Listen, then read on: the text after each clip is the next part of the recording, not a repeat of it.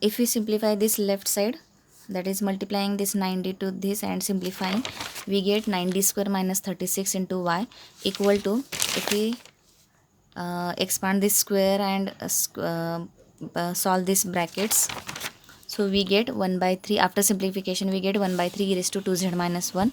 So find CF and PI in the form of z. So take D equation equal to 0, find the roots of D, write CF in the form of z.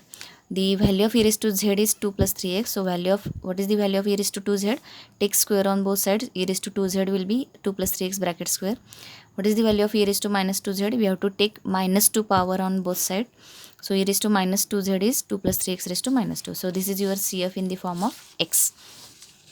What is the value of PI? So 1 upon equation in D into 1 by 3 raised to 2z minus 1. So take 9 common. So 9 into 3 as 27.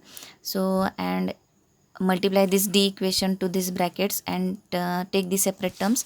So these are the two sub examples which are of the type 1, because if we consider 1 upon equation in D and this will be your RHS. So RHS is a exponential function, so this is of the type 1, and also there is no any term, so we have to again use type 1, and as type 1 is for exponential function, so RHS you have to take, instead of 1 you have to take e raised to 0z and find the answer of this by type 1. So solve this example by type 1 and also this by type 1. So put D equal to A means coefficient of x, that is coefficient of z is 2. So put D equal to A. We can't put D equal to 2 here because the denominator will go to 0. So hence use derivative method. In derivative method we take the derivative of denominator and multiplying x to numerator, but we are solving this example in the form of z, so we have to multiply z. Instead of x we have to multiply z to numerator and take the denominator as 2d only, minus 4 derivative is 0.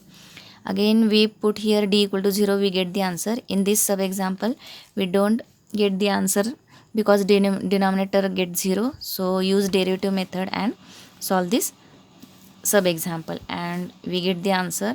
Final answer is Pi in the form of x. Use this formula. Or 1 upon 108, we have taken 2 as common, so 1 upon 108 into bracket z e raised to 2z plus we have take 1 by 4 common, so z e raised to 2z plus 1. So what is the value of z?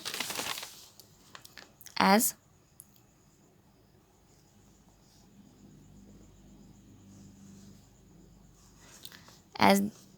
we have put a plus bx equal to a raised to z, that is 2 plus 3x is equal to e raised to z. When we take log on both sides, the value of z is log 2 plus 3x. So the value of z is log 2 plus 3x into e raised to 2z is 2 plus 3x bracket square plus 1 as it is. So this is your Pi. So this is the example of legendary equation. So the next example is the brackets, the coefficients are brackets, so this is of the form legendary.